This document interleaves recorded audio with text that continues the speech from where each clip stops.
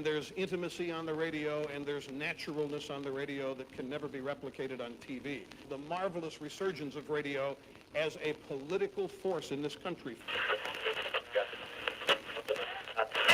News-related radio programming is evolving. There's a huge hole in our dialogue that can be filled by the synthesis of traditional radio and the freedom that comes from a live podcast. You're about to experience Cowboy State Politics live. Here we go.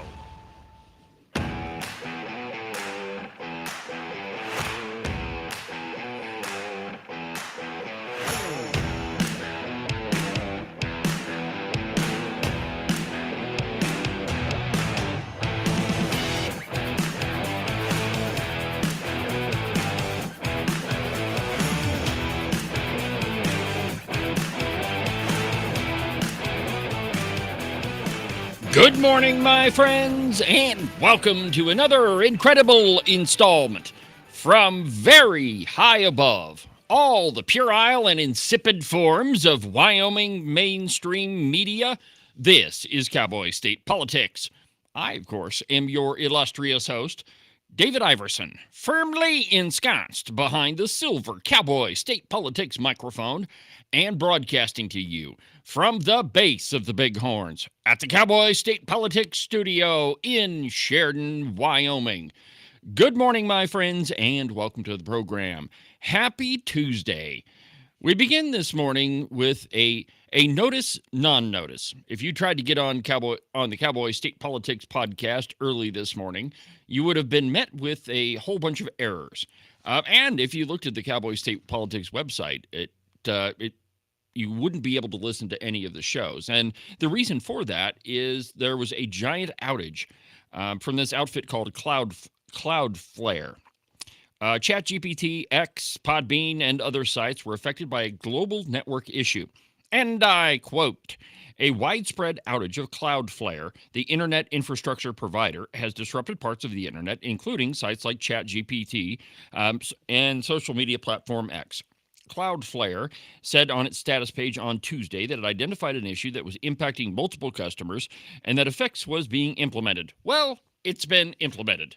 And so don't worry about it. And, if you couldn't listen to the podcast, I'm sorry that you couldn't do that on your early morning run or workout routine, but everything is back up and running. So we're good to go. Sounds to me like the aliens aboard that turd-shaped comet. Perhaps. They're probably not conservative. They're probably not, and my guess is they'll fly right past this place when they hear about a bunch of the stories I have going on this morning. And we got a great show for you today. I mean, the governor released his stupid budget. 11, what was it, Ken? 11.3, 11.5, 1,200 million? Well, you always say, don't take our word for it, so... Do your own research. Yeah. But anyway, the governor put out his budget. Here we go. $11.133 billion. That's billion with a B. Over a 7% increase over last year. What was the rate of inflation? I don't know. Not 7%. Somewhere around 3%. Yeah. But the budget for the last biennium was a little over $9 billion. Now, I argue with that because I think it's ridiculous. That Actually, go ahead. Once it was all said and done, because a lot of things settled out, it was 10.38. Okay, 10.38. Well, here's the problem. You pass a budget, and then the jokers in Cheyenne, present company excluded, of course, they continue spending, and they pass a whole bunch of bills, but for whatever reason, those bills aren't included in the budget. So the truth is they spent a lot more than $9 billion. And if this budget were to pass, which it won't, not in its current form anyway, it's going to be a lot more than $11 billion if it were to pass. Yeah, we fully expect them to add at least another $500 million to it here just within the next few weeks. Yeah. The governor will start sending out letters. So what did you say? That's like $27,000 for every man, woman, and child in this state? Yeah, it's just short of... It's short of $30,000 for a family of four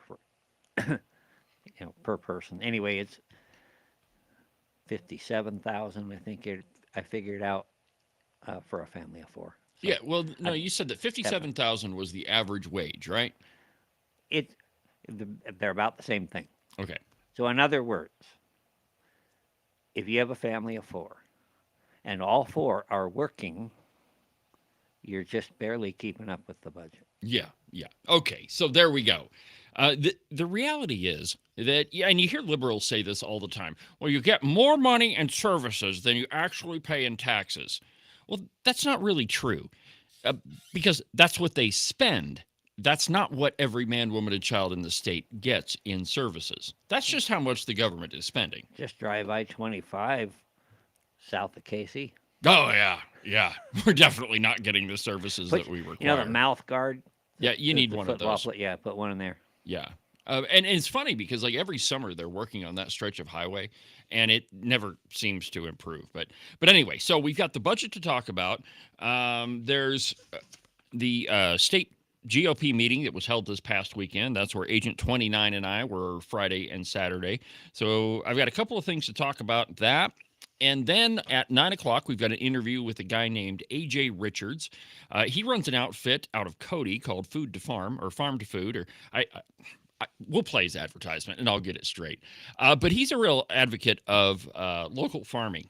And he's developed a platform by which local producers can get their goods to market and kind of sidestep all of the in-between companies. He used to work for a meat processor, and so he's got a lot of thoughts about that. And we're going to talk to him about grazing and AUMs and all sorts of things agriculture.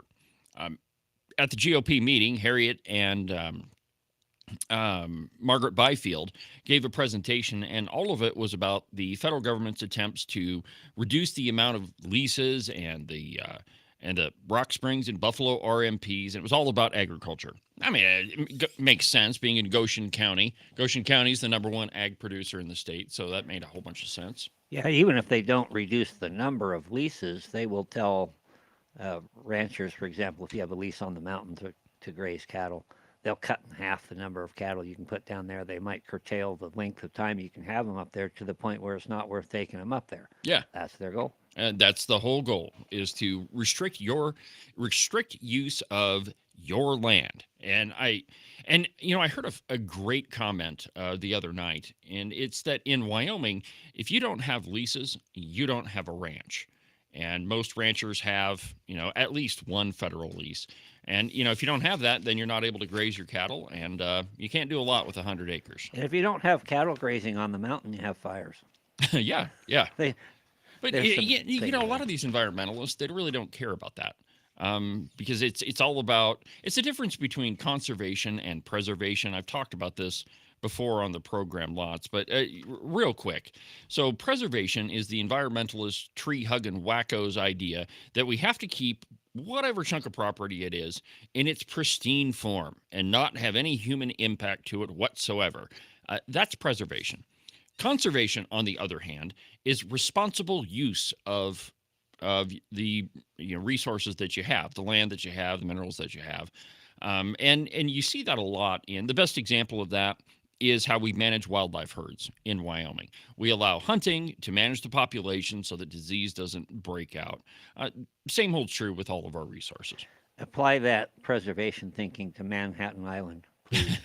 Yeah, please. Can we keep it the way it was? I mean, it was bad enough, but can we please not insert Zoran Mamdani?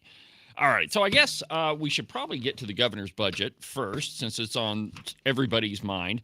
And probably the quotation of the week, perhaps the quotation of the month, is, "Holy crap, I don't think they're getting the message."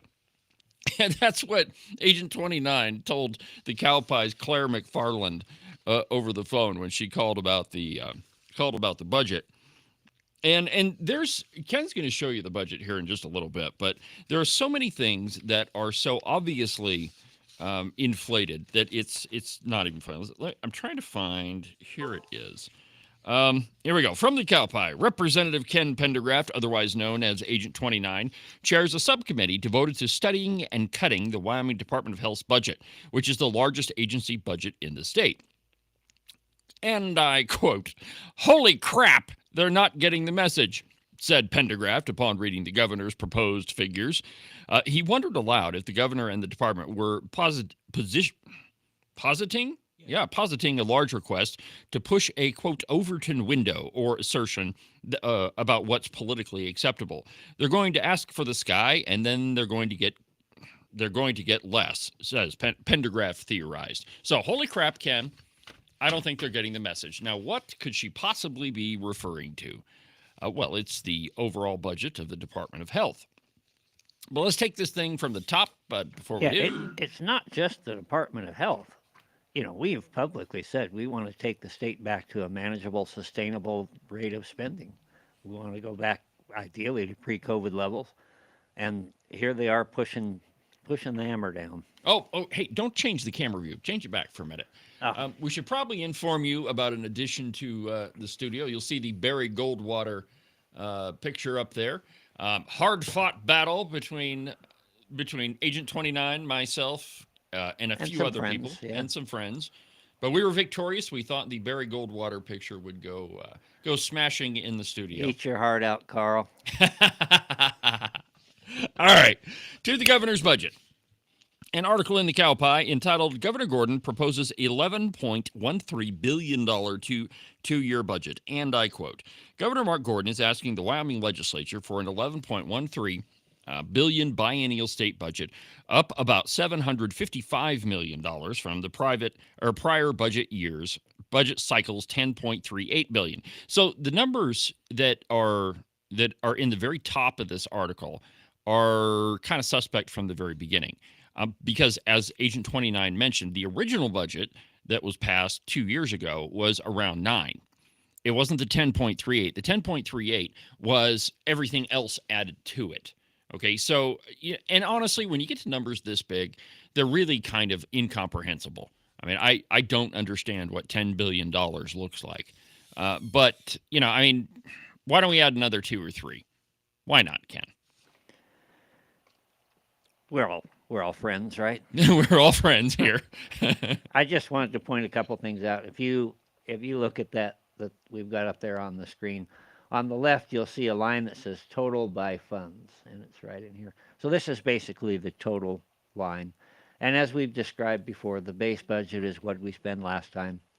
The next one is what would it cost to do it again the same, less any changes. And there were some changes made, I wouldn't say uniquely, but rare cuts that were made going forward. However, when you throw in the exception requests and everything else, the total budget request is 11.3. But if the column I want to point out to you is the governor's exception changes.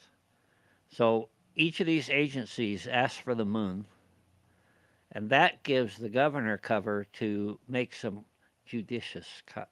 Yeah. And cut this thing down to the bare bones. He says he's really conservative. Yeah, well, if you read his letter, which I'll put that up later if you want to see it. But okay, there so we are with 11.3. All right, so leave this up there for a minute. Put it back up there. All right, so in the the first left-hand column with all the numbers in it, you see what we spent last year, $10.379 billion. Now, the next column is what would it take to do the same thing as you did last year? And you'll notice that it says $9.466 billion. So wait a minute. So to do the same thing you did last year is actually less money? Well, some of the things we've already determined we're not going to do again, so they were removed. Exactly. So what this line is showing you. You know why they were removed? Because they're bullcrap? So we could afford a 4th raise for state employees over the last couple of years. How many of you have gotten 4 raises in the last Exactly. 20% is what we would be up to now. The 4th raise in as many years. And it's just, this frustrates me to no end because there is no understanding, and it's all right, we'll go back to the budget here in just a second, but there's no understanding of the pay scale or the raises of every average, everyday American citizens. I mean, the most that you might be able to expect is 1 or 2%. And I thought, when I was on salary, I thought that was a pretty good raise. You figure you're making 50, 60 grand a year, 2% of that. Okay, it's not gigantic, but that's not a bad raise. It beats the heck out of a quarter or a nickel that I got when I was first working. Well, part of the thing I want to point out is their problem now, and you hear it across all the agencies, is we don't pay our employees enough. Yeah. We can't keep and maintain good people because we don't pay them enough. Who's been in charge for the last 150 years? Exactly. It's not us. Yep. And yet now we're being challenged with the responsibility to make up for all of the wrong. Yeah, and that's a fascinating narrative that's coming from the Wyoming left. And there's a particular county commissioner in Gillette, and I used to like him, but he has gone so far to the left. I mean, he's not a Democrat, I don't think, but I mean, at best, he's a 60 or 70%er now. But I challenge some of these folks online. So who exactly has been in charge for the last 15 years? Has it been conservatives, or has it been the liberal redcoats and Democrats for the last 15 years?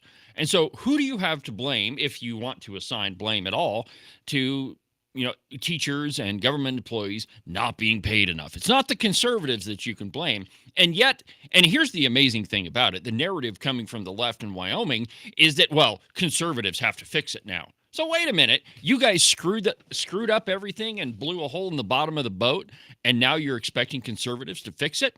Well, that's exactly what you're seeing now. And, I don't know that we can overstate this matter enough. And as it relates to not being able to pay employees enough, that argument is so far out of the water now. I mean, it is Wyoming school boards did away with that argument for the left. The legislature passed an 8.5% raise last year for all teachers and staff. Everybody in the school got an 8.5% raise. But there was only one school district in the entire state that did that, and they gave a 10% raise. The other 42, they didn't give an 8.5% raise. So obviously, their teachers are being paid enough. Now, we know that that's probably not true, but at least according to the school boards, it has to be true now, because they didn't give the money out when they had it. Instead, it was spent on God knows what else, football pads, scoreboards, whatever, but it wasn't given to teachers.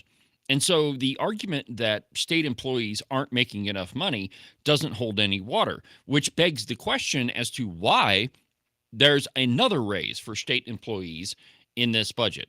And it's the only answer to that is we have to just continue spending money.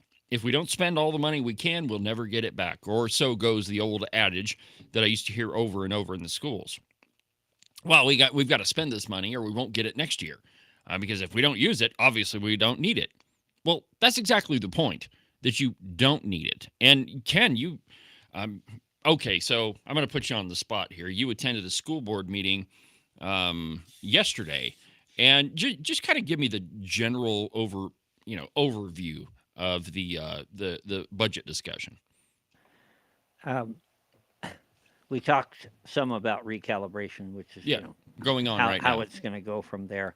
It's pretty much agreed across the board that the current model by which funding is done is not working. The school's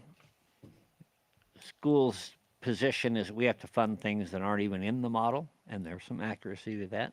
And so they do that. And so they have to do the best they can with what they have. Their complaint is when you silo this money and say it has to go directly to teachers, that it hamstrings them and they can't move money around to do with the other things that they feel they have to do. And well, that's exactly the point. Yeah, they cited CTE. They cited some other things that are coming down there. We went through the whole, $21,000 per student. Basically, 20% of the class pays, if it's a normal size class, pays for that teacher and all of the other expenses for hiring that teacher. Where does the rest of the money go? And there was some, well, we have to do CTE and we have to do, and it's interesting, they're bouncing that off a lot. So we have a lot of discussions back and forth. And I will say this about Sheridan County District 2. They didn't give the teachers an 8.5% It was raise. 6, though, wasn't it? Yeah, they gave them 6. They increased some of their benefits, and they gave them a one-time bonus. So, effectively, I think it's fair to say that they kind of held by the spirit of it, at least more so than most of them. And I told Superintendent Stoltz. that, yeah, I want to call him Scott, but I told him uh, and kind of drew a line on the chart that we've used here on the show before. You know, if everybody were like you guys up here, you wouldn't necessarily be hearing about the silos. But what are we supposed to do about 70% of the school districts that completely ignored it? Well, he had an answer for that, which I'm not going to go into. But the point that I wanted to make and that I made to him is who's been in charge for the last 40 years? Mm-hmm. Everything that you're complaining about, we had nothing to do with. So we're coming in and trying to clean it up. And I do believe that a workman is worthy of his hire. You've heard the bee watcher story. I told the bee watcher story right there in the school board. We don't need all of you administrators. Exactly. And Yep. not sure how well received that was. Well, the reality is, and Sheridan's a really good example of this. And it's not the best example, but it's a good one. There's 3 school districts, and one of them or 2 of them are like in pretty much Sheridan proper, and then the other one is Claremont Arvada. So it's quite a ways away. I mean, it takes a good 20, 30 minutes to get to Claremont from Sheridan. So that's district number 3. But you could fire 2 superintendents, which means you could get rid of all their staff. 2 superintendents, hire one at $300,000 a year. And by the way, if you hired a school superintendent at $300,000 a year, you'd probably get the top-notch administrator, one of the best in the country, and you would still save money. Now the response to that is, well, that's not practicable. Because we've got this school district that's out in the boonies. Local control. Right. The school board should do. But look at Natrona County. It's by far it's probably the second largest school district in the state, and they have one of them. And don't tell me they don't have schools out in the middle of the boonies, because they do have a school in Midwest. So it's not that you can't do it. It's not that it won't work. It's that you won't do it. And then the other argument to this is we pay $21,000 and change per student per year, for every student in Wyoming schools. And our neighbor to the east, South Dakota, pays about half of that, and they have more students, and they get better scores than Wyoming schools. So tell me exactly why spending so much money equates to student success, because obviously it doesn't. I brought that up yesterday as well, and superintendent's response was, well, they don't test every child. They only test basically their best and brightest, and we're keeping up with them, and we test everybody. He's talking about one specific test, some other things. But he's playing with numbers. Yeah. But okay, so the long and the short of it is the Department of Health and the education budget are by far the 2 biggest parts of the Wyoming budget, and all of them, I mean, both of them have significant problems in that we spend a crap load of money on them, and the question is, do we get the bang for our buck? Oh, we're only spending money on the essentials. Really? Notice what it says underneath the word the essentials. This is the tone of the governor. Yeah, I love the picture. What does it say under the necessary, indispensable, fundamental? Indispensable. Do you suppose you could go through an $11+ billion biennial budget and find something that was dispensable? All right, from the Cowboy article. Gordon also said so in a Friday preview of his budget proposal, where he said it was time to, quote, bring employees up to current pay tables and stay competitive in the market. Again, I ask the question, when's the last time you got a 20% raise? Do you suppose all of the people at Walmart got a 20% raise? Or perhaps at Albertsons or any other or any of the small businesses in the state? Do you think those employers could give a 20% raise?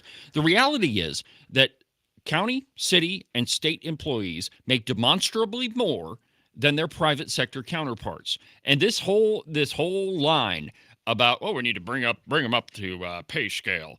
Really, what they're saying is we need to pay them on par with what other states pay their public employees. That doesn't have anything. He doesn't mean put them on par with their public or private sector counterparts. That's not what that statement means. I would have to interject here. The views of the host do not necessarily reflect But they the views should. of the producer. I would argue that point a little bit. I know, for example, that nurses are underpaid compared to a lot in other places. But my contention is that we're trying to do too much with too little, and I've made that analogy before about why Wyoming doesn't have a professional football team, because we just don't have that's enough because population Colorado to would want support it. one too. Yeah, that's the other reason. But Actually, that's not true. This year they're doing pretty oh, good. they are. They're spectacular this year. It's But fun. but here's my point, Ken. That I mean, we could cherry pick certain professions, nurses, for example, or dentists, for example. But you have to take it on the whole, right? I mean, if you look at the average wage of an administrative secretary in the public sector and compare that wage to the private sector, they're not even going to be comparable. And the reason we know that is we continually give them raises. And it blows my mind when you listen to city councils and county commissioners talk about the wages of public employees. They on the whole, they are not comparable to the private sector. I still maintain a slightly different view. But I will say that the job itself, and this is probably no more popular of an idea. I've been in the private sector, as have most people, and the amount of pressures to produce are there. If you're in a normal business, especially one like coal or something where they're subject to layoffs, in construction they're subject to layoffs, things come and go. You don't have to worry about that in a government type job. Well, no, and that's part of the You problem. learn to live within the means that you have, and you should be very secure. It's very hard to be fired or removed. Almost impossible. Yeah, pretty certain that you've got a comfortable one. The benefit packages are usually tremendous, and I believe they generally exceed what's paid on the outside. But see, years ago, and by years I mean 1950s, 1960s, 1970s, you didn't go into work for government to make a whole lot of money. The benefits were pretty much higher, better benefits, lower wage. But that's entirely flipped. Now it's higher wages, higher benefits. Just a quick Google search. Quote, in Wyoming, public sector generally offers higher wages, with federal, state, and local government jobs having higher wages, average weekly wages, than most private sector jobs. Higher average wages on average, state and local government jobs in Wyoming offer higher compensation, with the average weekly wage of $1,783 in the third quarter of 2024. Wages are not always market competitive. I mean, but again, I mean, this is just a quick search on Google. But I think if you looked at it on the whole, I don't even think that they would be comparable. And if you want to know, an easy way to figure this out too is to go look at and we're going to take a break here in just a second, but let me finish this thought. Go look at the CREW report, CRERW. It's from the Wyoming Department of Education. It'll tell you everything that you want to know about education spending in the state of Wyoming. And just go in, and you'll have to dig into it a little bit. But if you dig into it, you'll find out that, I mean, you can look at the exact wages of every school district, almost every single employee. And if you start doing comparisons, you're going to find out that by and large, on the whole, they're paid more. Now, like Ken said, there are some areas where there are exceptions, but I don't think that that's on the whole. Anyway, let's go ahead and take a break. And when we come back, we're going to talk about the GOP meeting that we went to over the weekend. Fun times. Apparently, we have a little question about free speech. It's an interesting debate, and we'll do it next.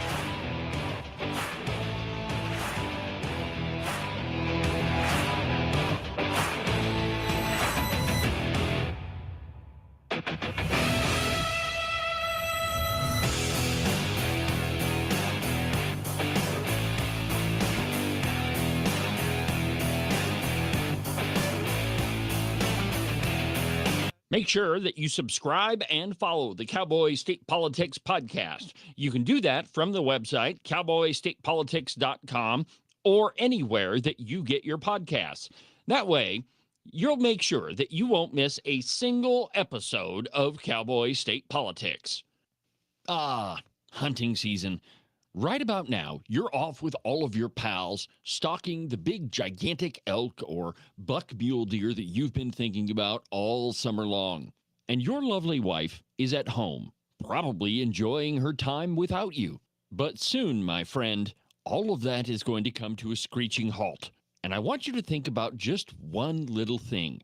She's able to park her car inside the garage because all of your hunting crap is with you right now. Now, if you'd like the marital bliss to continue, I suggest you make a call to Marcos and Jesse at Morton Buildings. Their phone number is 307-674-2532. They can build you a garage or a barn or any other type of metal structure for you to store all of your toys in so that your wife can continue parking inside the garage.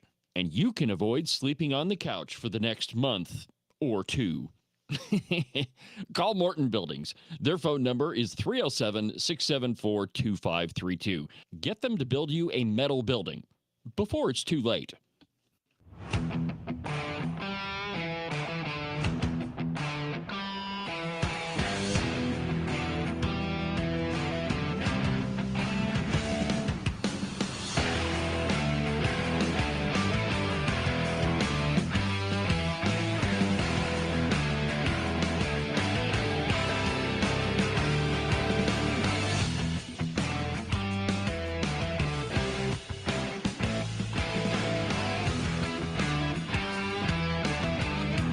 Welcome back to the program, Cowboy State Politics Live on a Tuesday. I'm David Iverson, doing what I was born to do each and every day with talent given to me by God himself. Welcome back to the program, my friends. Thank you for watching the show.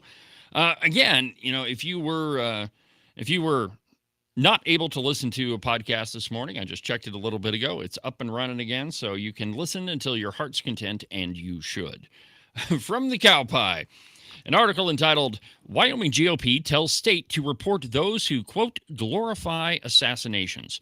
Now, this one is a prickly topic, and what the Cow Pie is referring to is a resolution that was passed this past weekend by the Wyoming GOP.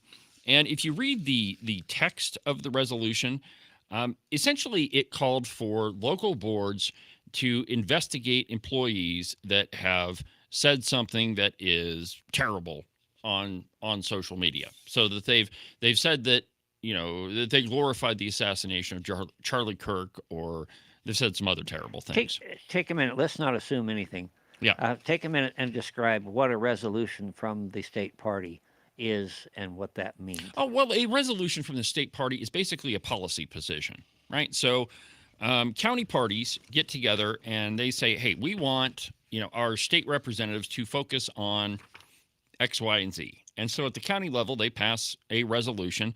And again, we're not crafting law here. It's a policy position. And so that resolution then goes to the state. And 4 times a year, the state gets together and they debate some of these positions, and some of them get passed, some of them don't. But essentially, it's the state Republican Party, so Republicans in Wyoming saying, hey, Pendergraft, we want you to focus on this. But it's grassroots based. Yes, absolutely. Which is important. And I found that as a legislator, sitting there listening to each county come up and talk about not only the resolutions, but later they got into their priorities.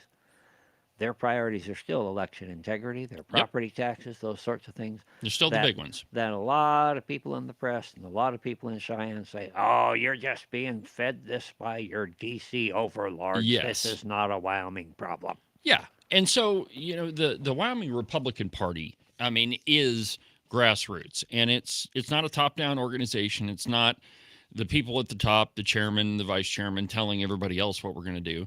Everything comes from the local level. And you end up getting these resolutions. And one of those was for state boards to investigate these people who say pretty nasty things online. Now, let me just give you my position before we even open this thing up.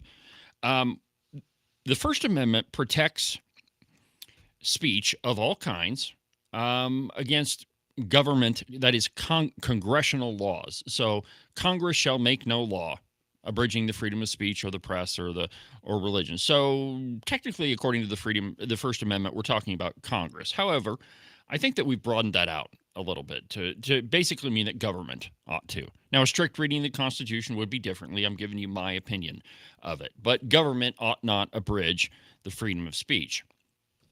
And as I have told you, I don't know how many times, when it comes to the First Amendment, really the only right that you do have is to be offended. Like, if you don't have the right to be offended, then you don't have the freedom of speech at all.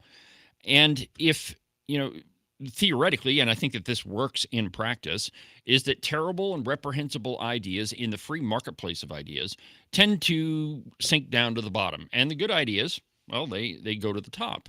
And so we have to expose those things that are reprehensible and show them for what they are.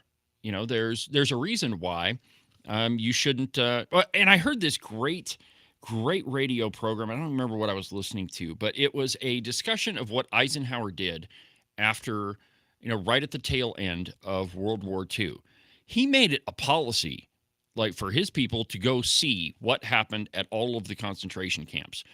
He lobbied members of Congress to come and look and see what was happening in those camps, and all manner of government U.S. government employees or representatives, senators went to Germany and saw what was happening. There was even foreign leaders that went and toured all the camps.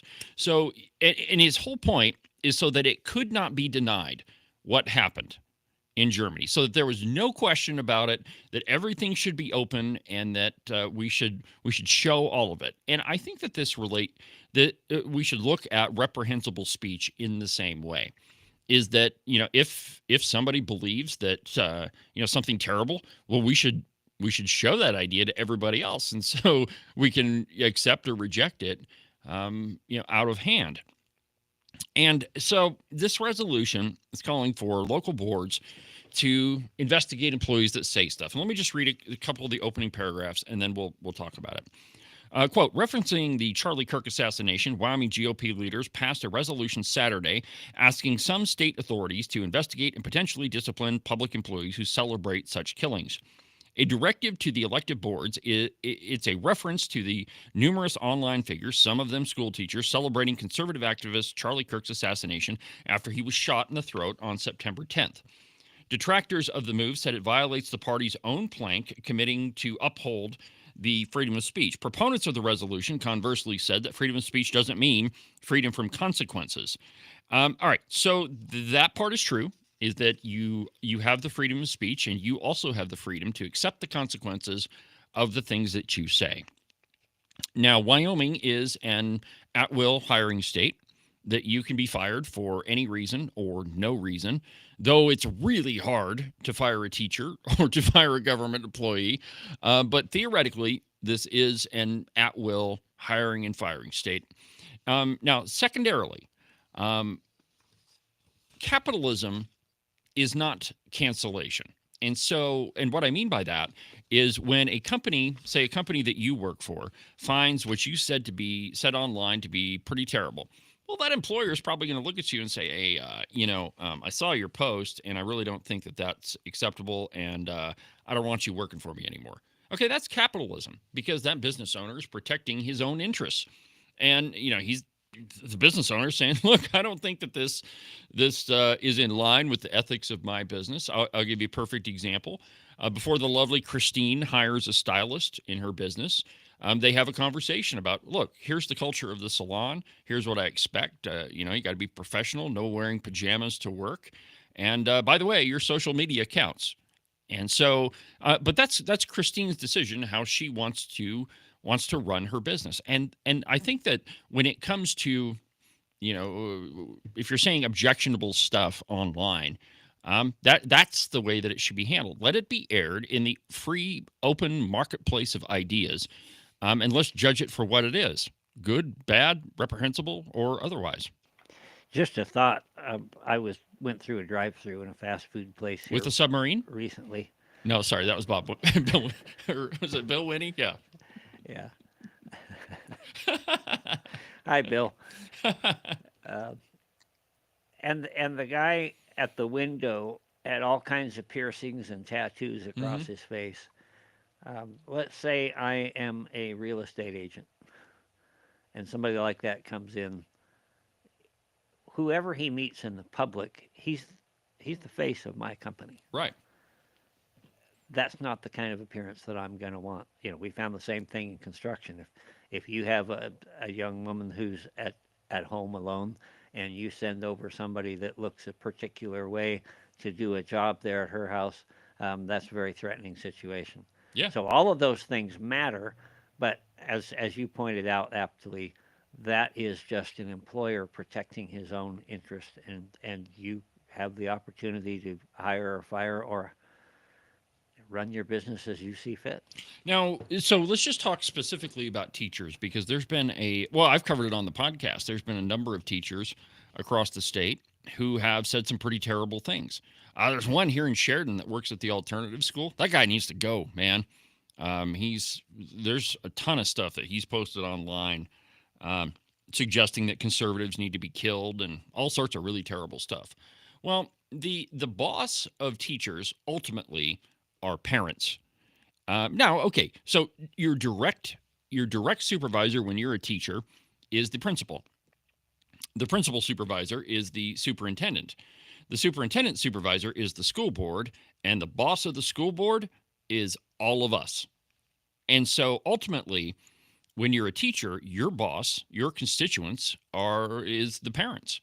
And so if you've done or said or treated somebody in a way that is unprofessional, well then, yeah, I think it's entirely appropriate for parents to object, and the school boards ought to do an investigation. But I don't think that it needs to be the government saying investigate this. Now, what I would be in favor of is some sort of code of ethics for some of these boards. A lot of school boards, most school boards have a social media policy which says, essentially, hey, conduct yourself online appropriately or else. I have no problem with that because it's standards, ethics. I think that's probably the best way to approach this. But the problem comes in when we are, when we're attempting to be the free speech police. And there is no problem. Like I said before, I think the best way to handle some of these reprehensible ideas is to air them out in public. Hey, everybody, here's what this teacher thinks about you. It's conservatives.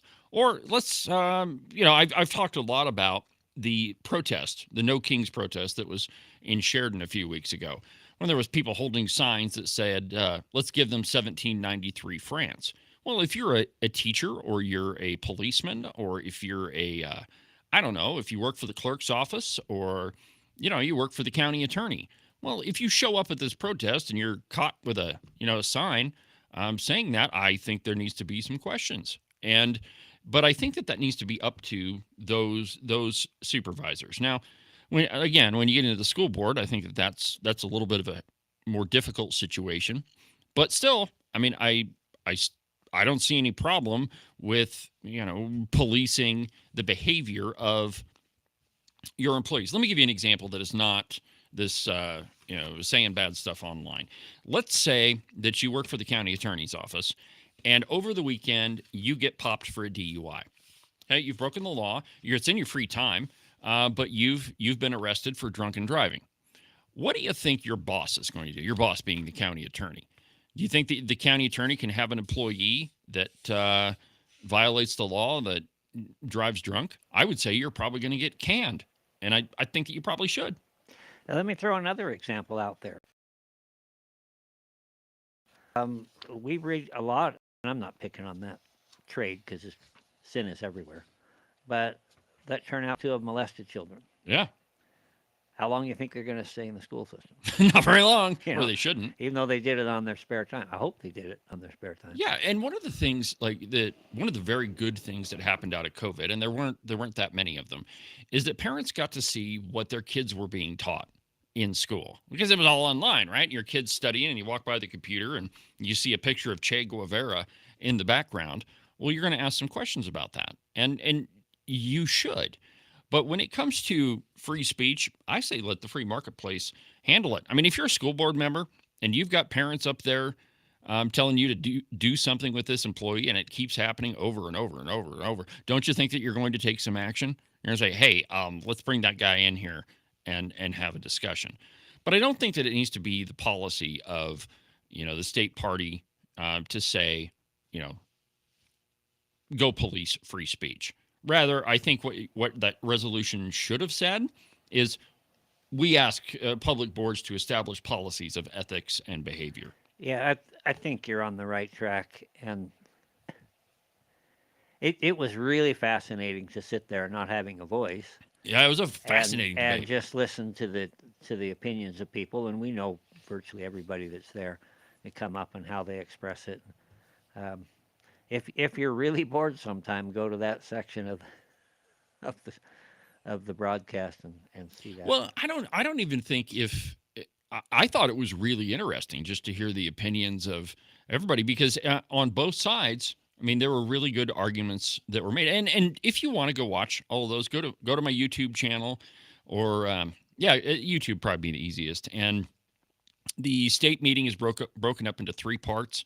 The one that we're talking about is in part number 3. And so you can go watch the debate on the resolutions. I mean, it's really interesting. But I think that the long and the short of it needs to be that we shouldn't be policing free speech. Rather, what we should be doing is establishing standards of conduct. That if you're an employee of a board, if it's the board of the dump and you've got the guy that's, doing the customer service stuff. Okay, well, yeah, they've got to have standards of conduct. This is what's appropriate. This is what's not appropriate. Watch your social media. Don't do anything stupid. Similarly, if I may, and I would like to kind of go off on a little tangent here before we move to something entirely. Never. But you talked about what military folks would call the chain of command. The teacher answers to the principal to the super to the school board, and the school board to the parents. One of the things that came up in the discussion yesterday with School District 2 was one of the board members said, when we set up these ESAs and we gave parents $7,000 to do with as they would, how do we know, and this came up in the discussion on the floor constantly, what guarantees do we have that the parents are doing the right thing? How do we know that they're really getting an education? And that is a complete refusal to acknowledge the actual chain of command. And I pointed out to him, I said, you as the school board answer to the people. The people don't answer to you. And that's a really hard thing for these professionals to accept, is that these are not our kiddos. Yeah. Lord, I hate that word. Yeah. These are the parents' kids. They entrust them with you. You're accountable to them. If they take them back for themselves, you got no say in it. It doesn't matter. It's not your problem. Butt out. Yeah, and that's similar to the conversation we were just having. That it is the parents who are ultimately, it's the voters that are ultimately the boss in this whole thing. And too often, and I've got a story coming on the podcast pretty soon about, well, it's the same situation I told you about in Goshen County, but same sort of thing, right? You have a teacher that said some horrible stuff online. The parents got ticked off, and there's a public meeting where the school board didn't do anything about it. Now, again, those school board members have to be accountable to parents, to their voters. And, we just air all this stuff out in the public, and pretty soon these folks who are, saying some really bad stuff online, well, they're not going to have a job anymore because, their boss is going to fire them, as it should be. Now, my friends, I don't know. You know what we ought to do? There's a great video online that I found this morning, and it's Bill Maher, and he is saying the quiet part out loud that, maybe we shouldn't be moving so fast to socialism. Why don't you go ahead and play that for us, Ken? I think it's just called Bill Maher. Well, At least the party has a clear choice here, very clear. One wing is saying don't ever use the word socialist again, and one is saying, I am a democratic socialist. Clear, huh? So how do we decide who's right? Well, it turns out we don't really have to flip a coin. We have the evidence. In 2024, 13 Democrats won in districts Trump also won, all moderates. This isn't rocket science.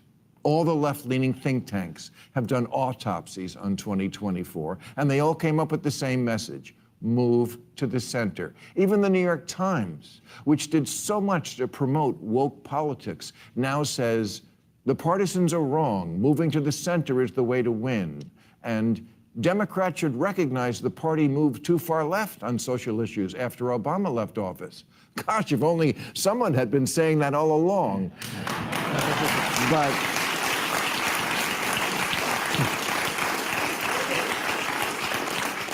But you know, welcome home. Problem is, Gen Z thinks socialism's wired and capitalism's tired and billionaires are what's for dinner. And who can blame them? If you're 30 and still sharing a bathroom with roommates, capitalism isn't working for you. People will reject any economic system where there's strange hair on the soap. Okay, so the point is that by and large, Americans reject socialism. Now, all right, so Zohar Mamdani got elected in New York, but honestly, he shouldn't have won that primary. The turnout was really, really low. And, he didn't win the mayor's race by very much at all. He only got 51% of the vote, it was right around there. But it's not like he had an overwhelming mandate. But the thing is that if you want to win elections in America, and I think that Bill Maher said it aptly, that you have to move to the center. You can't be a radical socialist and expect to win elections. Now, all right, I think that we have a mayor of Seattle who's a communist. We have a mayor of New York that's a communist. And somewhere I've got a piece. And there's another communist that's running against Hakeem Jeffries. I just wanted to interject there. Similarly, in Wyoming, a lot of people think move to the center. But in Wyoming, there's a sleeping giant. And when I have moved right, and it's hard for me to do because I'm already up against the wall. Yeah, you could move over to my position. I get overwhelmed by attaboys. It's about time somebody said it. So I'm sure that some of those on the extreme left would get some of the same things. It's about time somebody said that. But you've got to look at who your audience is. Well, now at the end of that video, and I couldn't play it for you because it's littered with, profanity. He drops the F-bomb about 4 times. But in the end of it, he just says that if you want to win elections, you can't be a radical socialist, that you have to kind of move to the center. And the truth is, Americans, I think in general, that America is a center-right country. Maybe a little bit off, a little bit more to the right than center. But radical leftist ideas don't work. And in the end, he says, we've got lots of evidence that socialism doesn't work, that it has never worked. And if you throw the word democratic in front of socialism, it doesn't make it any better. Democracy is 2 wolves and a sheep deciding on what to have for lunch. That's why we don't have democracy in this country. We have a republic. And even if you throw democratic in front of the word socialism, it actually makes it worse. Because it ends up being mob rule, which, once the mob takes over, well, then you're going to find out what they want. A good example of democracy was the last hour of that meeting in Torrington. Oh, Lord. Yeah. Everybody pretty much was on equal footing. Anybody could have a voice. And they wanted a simple thing, like each county give us a few priorities about what you think is important. That was fascinating, too. And boring, but it devolved into one of the stupidest rounds of stupidity. Well, and what happened was... It was awful. No, let's do it this way. Well, no, let's have an online survey. No. Let's print it out, and we'll have 3 prayers. No, we need 10 priorities. And back and forth, and back and forth. And like Ken said, it lasted over an hour. And in the end, They could have printed everything out, taken a poll, collected all the pieces of papers, tallied them, and had their priorities. And in the end, they ended up having to send it out via email. I mean, that was a perfect example of what democracy devolves into. That it ends up being mob rule, and like I said, in the end, it's the sheep figuring out they're going to have, or it's the wolves figuring out they're going to have the sheep for lunch. Well, it's a little bit early, but let's go ahead and take our second break. And when we come back, we'll have an interview with A.J. Richards, and we're going to talk about grazing and agriculture. Going to be a good discussion. We'll do that next.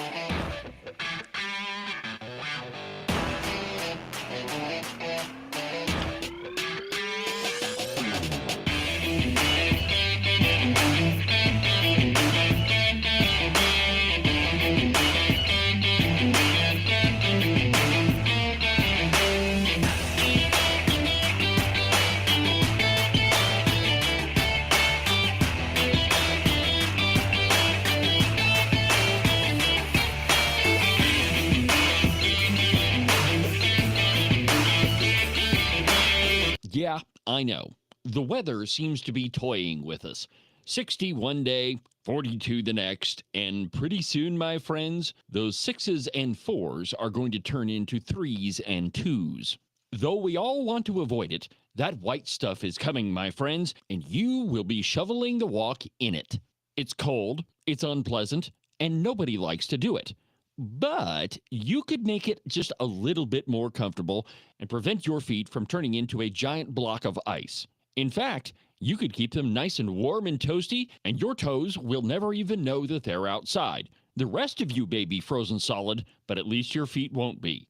To make all this happen, you just need a pair of socks from the Buffalo Wool Company. They are the finest socks that I've ever put on my feet. To get you a pair, go to their website, thebuffalowoolco.com. Trust me, you won't be disappointed. Are you one of those guys that listen to the president just a little bit too closely, and now you're tired of winning? Are you getting the feeling that there's been way too many good things happening in our country, and you just can't take it anymore? Well, if you are, and you think you should follow Rosie O'Donnell's example and get the heck out of Dodge, you need to call Rebecca Bextel at eXp Realty. She'll make those foreign country living ideas a reality for you.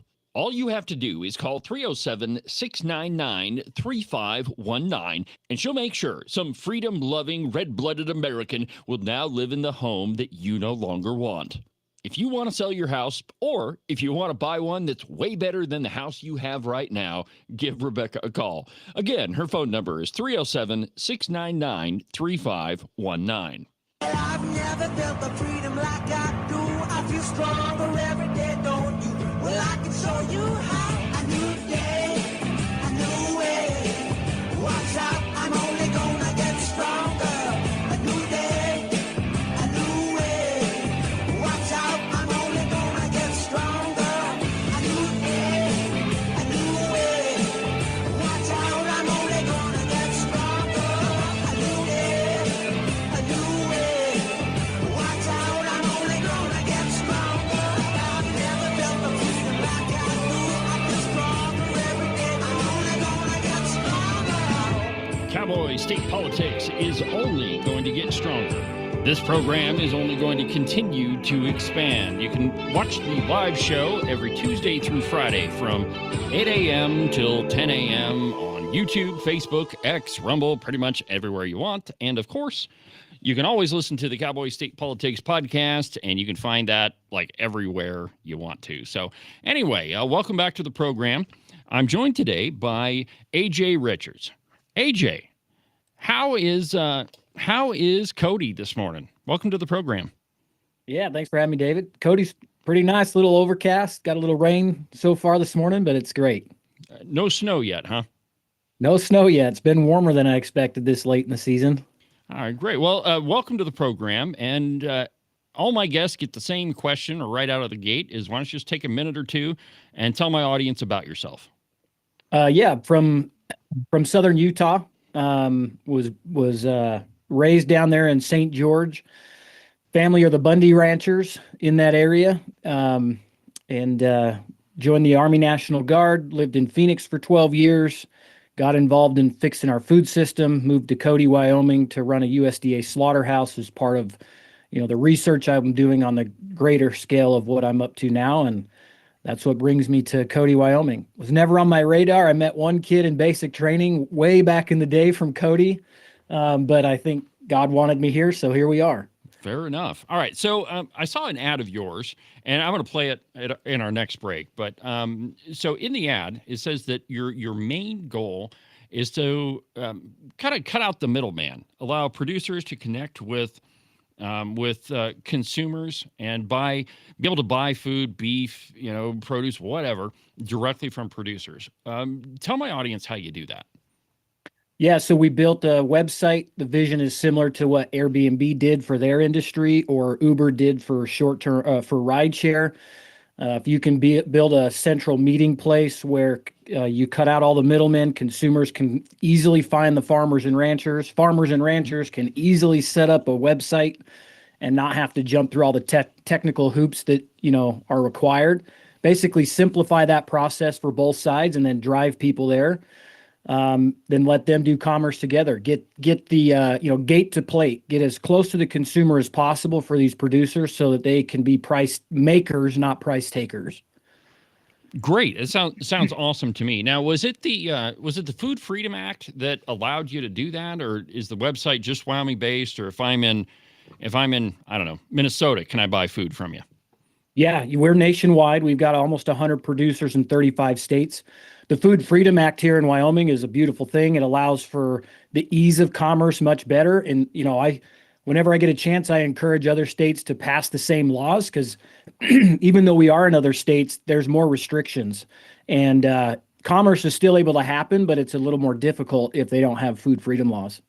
Well, I agree. And, one of the reasons I wanted to talk to you is, we've seen a lot from the Trump administration, like really, really quickly. And I think probably one of the things that's on people's minds the most is beef prices. And I don't know. I just wanted to get your thoughts on it. What happened? Where's it go? What can people expect? Well, I think it's a supply and demand issue. We've had terrible policies for many decades, consolidation, vertical integration that's led to these lower herd numbers than we've seen since the 1940s. And so we're just now suffering the consequences of not putting our domestic food production as a priority as a nation. So I think it might get worse before it gets better. But if we can get some of these government overreaching policies out of the way and prioritize our family farms and ranches so that they have reasons to retain and build their herds again, if they're getting that retail dollar so they're not being squeezed out, then we will see a regrowth in our domestic herd production. But I think it starts with the consumer relationship first. I mean, that's where the control point is taking that. The average rancher gets 9 to 14 cents on the dollar unless they're going direct. I think they need all of the dollars. So let's get them as close to that home as possible. And then it's going to take some time because we're paying for the sins of our past. But if we can get the herds back up, then prices might be able to come back down. Well, and one of the ways that you can get your herds, well, I guess one of the necessary things you have to get your herds back up is you got to have the acreage to graze your cattle on. And with the Biden administration, there was a concerted effort to reduce the amount of acreage that was available to producers. Talk to me about that. Have we seen an improvement in that? Is the Trump administration helping? Where are we at with that? Yeah, we're very fortunate to have Secretary Rollins as the Ag Secretary. Many people may not see that yet because it takes time, but I've been fortunate to be able to work with her to take independent producers out to visit with her. She's very interested to hear these problems as a whole, to put America first, and is starting to implement policies and changes that are actually going to restore AUMs, whether they're vacated or suspended AUMs. So okay, hold that on. was kind I of don't mean to interrupt you, AJ, but could you explain what an AUM is for those in my audience that may not know? Yep, it's animal units a month. It's basically the measurement of how many cows they're allowed to have per acre on public land grazing, which is the majority of what we have in the West is public lands. And so they have grazing rights.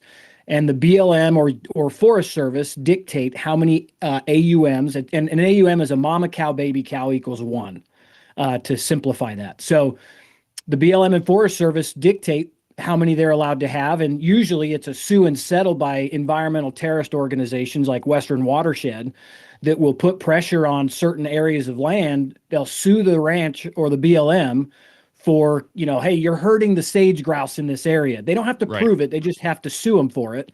And then the rancher doesn't have the time or the money to go fight that. And so the BLM comes to the rancher and says, okay, well, you've lost half your AUMs because you lost this court battle. And that's been what's happening over decades. Interestingly enough, sage grouse is one of those knives the Western Watershed and others like to twist. Well, the University of Idaho just completed a 10-year study that said actually more livestock on the ground improve the environment for sage grouse. But those groups didn't have to prove that they were actually hurting it when they first sued and settled. So we've lost so much of our ground from, issues like that. There are many others, but issues like that. Well, and a lot of people don't realize that many of the things that cattle producers, livestock producers, not just cattle, face are the same things that oil and gas producers face. And let me explain what I mean by that. The BLM at one time said you had to be, I think it was a half a mile from a sage grouse lek. A lek is the little circle dancing ground the sage grouse I guess they dance in, for mating and whatever. Anyway, so then the BLM arbitrarily changed that to a mile. And so when I was working for an oil and gas company, I used to carry around a photo album. Well, I made a photo album. And it was pictures of sage grouse sitting on a wellhead, pictures of antelope eating the nice green grass on the well pad, all manner of wildlife on the right of way, just to show the BLM biologist that, hey, you're wrong about this. Well, the truth is that a lot of these policies are being implemented without any scientific basis whatsoever. It's, as you mentioned, it's a basically an environmentalist making an assumption that, oh no, you're hurting the sage grouse, so you can't have that many cows on there. Right. But, yeah, and one of the best examples of that, I think, is the Rock Springs RMP. And I guess a good question for you. I'll just open it up to you. Like, how do you think that that's impacted your business, and how did that impact producers? Well, it's impacted our nation's food supply chain as a whole. We're now in a national security issue when it comes to our food system and our energy system, right? So, I mean, anything that was done and looked at being done by the BLM during Biden's era just needs to be thrown out. I mean, it was all done with malice against our own nation's needs. And so throw it out and start over. And when you do start over, bring the producers to the table. One of the things that I think would be very helpful is get back to local grazing boards. Get it out of D.C. Those folks in D.C. know nothing about what's happening here in Wyoming. So we need to get it back to the locals and let them manage it appropriately and have their own accountability within their own networks on how to improve the lands and improve our food production. So yeah, it's just corruption all around. It's a anti-species, anti-human species. And we've heard some of these people say that there's too many people in the world, and then they're putting these policies in place to reduce us. I mean, it's not good. But we do have people now listening, and they are making changes. I mean, the USDA just rolled out a white paper for their plans to improve grazing. I was fortunate to play a small role in that when we took producers out there from Western states. One of the producers was from Wyoming. We had one from Montana, one from Nevada, and one from Utah, all dealing with this and have been dealing with it historically to actually help influence how to change these policies back to put America first, to put our consumers first, which starts with the family farms and ranches. I watched an interview you did on another podcast. I guess it was maybe over the weekend. And, you mentioned that a lot of this is a national security issue. And one of those, and this has been going through the Wyoming legislature as well, is preventing foreign adversaries from buying land in Wyoming. Why? I mean, I thought that we were supposed to be, free market capitalism, let anybody participate. Why is that a bad thing? Well, I mean, it's a bad thing because anybody that's foreign doesn't have our nation's best interests in mind. And I don't, look, if it's a lease, that's one thing, but if it's ownership, that's another.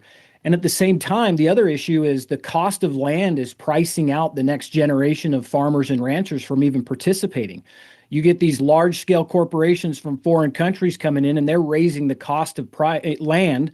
And it's not just foreign entities. It's also domestic corporate entities that are also increasing land costs. I mean, just down the road here, there's the Pitchfork Ranch. It's on the market for $67 million. It's incredible, man.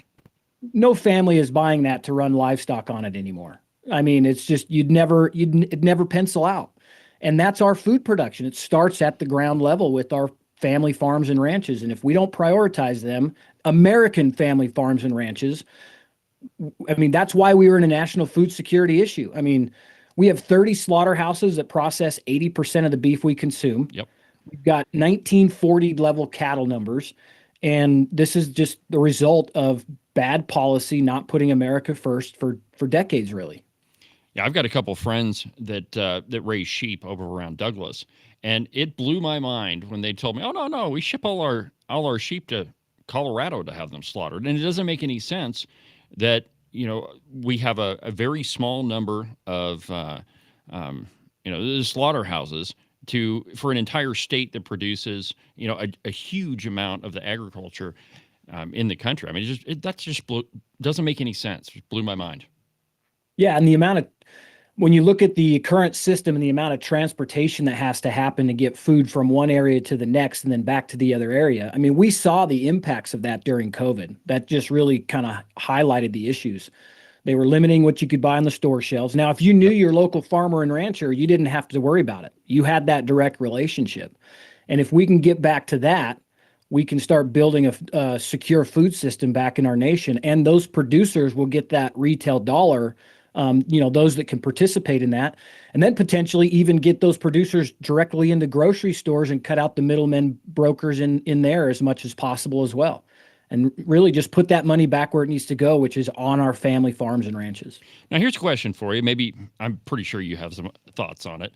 Where are we with country of origin labeling? There's a lot of producers over here that have told me that that's probably the best thing that could happen. But yeah, where do you think we're at on that? We're getting closer? Yeah. Or? I think we're closer. I mean, it's come back up again. It was struck down clear back in 2015 with World Trade Organization between Mexico and Canada. There were some challenges that caused that, and really influence from the big packers that pushed that and their lobbyists. I think country of origin labeling is the absolute best thing we can do. Now, unfortunately, that requires Congress. So we need to get as many of our Congress people, our senators and congressmen on board with getting that changed. But that would really make a big difference. And for those that don't know, when you buy beef at the grocery store, it's likely that it's not from here, or there's a portion of the, if it's ground beef, they bring trim over from other countries and mix it in with what we have here. Wait a minute, AJ. I see that little sticker on the package that says product of the USA. What's all that about? Yep. All they have to do, according to law, is further process it. So they can take a primal cut it down into steaks from another country, and because they altered its original state that it got here in, they can now label it USA. And it gets that USDA bug on it, and consumers are none the wiser. They have no idea. And really, that's the greater issue is we have lost the consumers have lost touch with their food system, and which is interesting because as a living being, that's the most important thing for us to be alive is the food we consume. We get to know where our shirts come from. We get to know where our electronics come from. Everything else we buy, they have to tell us where it comes from. But the sustenance that keeps us alive has been lobbied to where we don't get to know that. And so consumers becoming more informed is absolutely crucial for this. So even the country of origin labeling changes that, because then I don't know if you guys remember back before 2015, you'd go to the store and there was a sticker that would say, Brazil or France or Uruguay or USA. It was very clear right on the front of the package where you were buying that, where that meat was coming from. And the reason they changed it is because Americans, by and large, chose product that was labeled USA. And so they weren't making enough money for these foreign entities, and that's why they struck it down.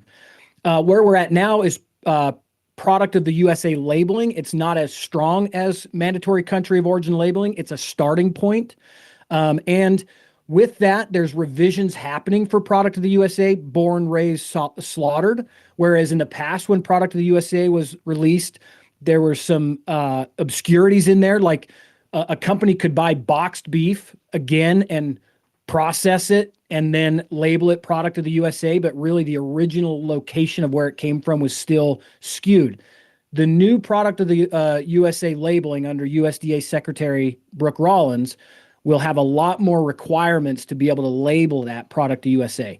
But again, it's educating the consumers on what that means so that they can know to make, what decisions to make at the grocery store. Well, I think you bring up a good point that pretty much every other thing that we buy says where it was made from. And what comes to mind is bananas, right? Most bananas have a sticker on them, and it tells you where the banana came from.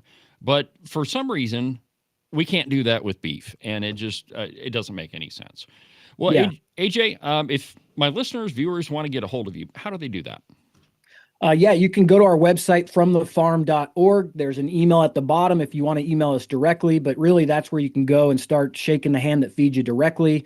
If you are a producer, we'd love to have you on here. We're here to serve you. We actually don't take any commission. We've found a way to build an ecosystem where you keep 100% of that retail dollar, and we've found other ways to make this work financially so that you get that. Really, we are here to cut out all the middlemen. We're on social media. All our social medias are From the Farm USA, and you can find our information there. All right. Well, AJ, I appreciate you taking the time to visit with me this morning. You're welcome back on the show anytime you like, and I'll make sure I shoot you a link of our interview. Excellent. Thanks, David. Thanks for having me. All right. Thanks, AJ. All right. Well, that was AJ Richard with From the Farm. I think it's incredibly important that you know where your food is coming from, and a lot of times we don't. Like I mentioned during the interview, you walk into the grocery store and you walk into the meat counter, you buy a steak, and it says Product of the USA, but really that could be made in Argentina. Or could have been raised in Argentina, not necessarily made. But you don't have any idea, and even when Ken and I buy a microphone, we can find out where that microphone is made. But mysteriously, that's not the case with beef. Doesn't make any sense to me. I was just sitting here remembering being in Saudi Arabia and going to the local street market and getting a gyros with flesh placed on it. Right. I was not so worried about the country of origin as I was, what is it? How come there are no pigeons flying around right here? Why are there no stray animals running around the Chinese restaurant? Hey, okay, I love the Sheridan Chinese restaurant. I'm just making a joke. All right. Well, anyway, that was AJ Richards from the Farm. I think he brings up a lot of good points. And hey, I don't remember, Ken, did we pass that bill? I say we, but did Wyoming pass that bill about foreign ownership of land? You put me on the spot there. I believe it was a watered down version. I'll have to look into that and try to get back to you. Well, I know that there were a number, and yeah, there were a number of over the last several sessions. That's come up several times, and I don't remember the specifics, but I'll see what I can find. Well, I can tell you who tried to shoot it down, and this is a wonderful irony. One of the guys that put a poison pill amendment on it was Poison Barry Crago.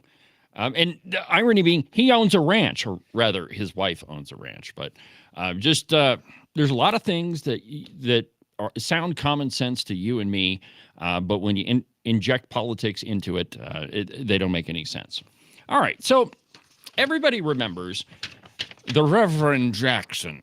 Well, the Reverend Jackson is in the hospital, and he's actually not been doing that great. But from the Daily Wire, Jesse Jackson on life support after being hospitalized for a neurological condition.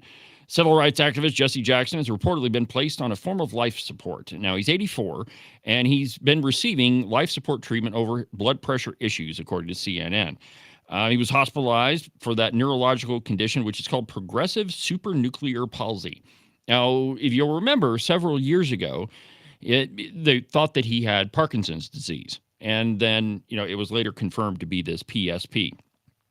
So he began exhibiting symptoms of neurological disorder years ago and was diagnosed in 2017. The aging, now this is the problem. This is the part of the article that I have a problem with.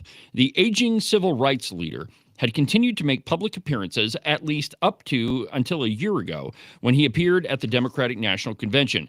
He continued to appear in person at offices of the Rainbow Push Monochrome Coalition until a few months ago, though he had been limited to a wheelchair. All right, so, sad news for his family. But I think that it's important that we remember exactly who Jesse Jackson was. Now, let's see here. Ken, go ahead and play the video. Jesse Jackson and the Tea Party.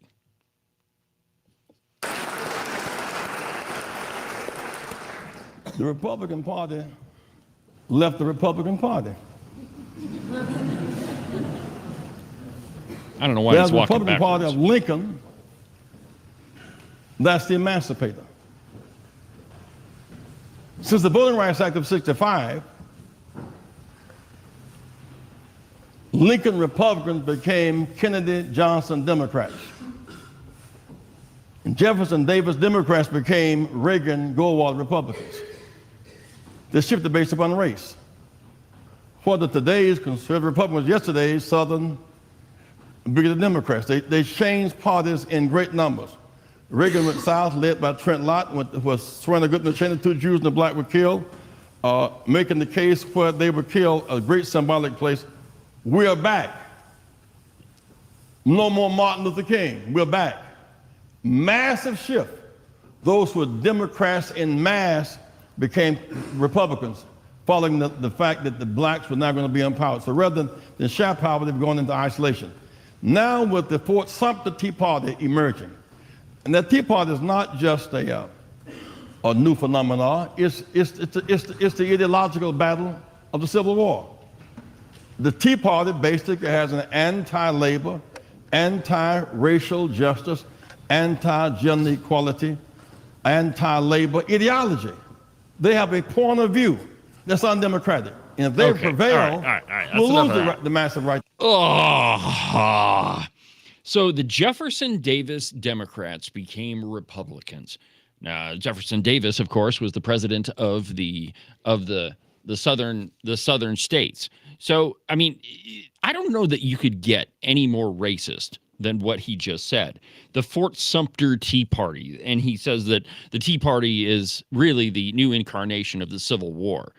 I mean, I don't understand why everybody looks to people like Jesse Jackson and Al Sharpton as these quote-unquote civil rights leaders. Because he flat said that the members of the Tea Party, well, they were the folks that are against racial justice. And this is why, folks like Rush Limbaugh called Jesse Jackson and Al Sharpton part of the Monochrome Coalition. It's kind of a play on words because Jesse Jackson's organization was the Rainbow Push Coalition. But let me just give you another example here. Go ahead and play the soundbite. Jesse Jackson, food stamp president. Listen to this. It's an honor to be a food stamp president. Food stamps feed the hungry. Food stamps save the children. Food stamps helps the farmer. Food stamp helps the truck driver. Food stamps help the warehouse. Food stamps help the store. Food stamps hire people and feed people. Food stamps save people from starvation and malnutrition. All right. Whenever you I attack, think we get the point. So really, Jesse Jackson spent his entire career advocating for free stuff. And he did so further driving a wedge between white people and black people.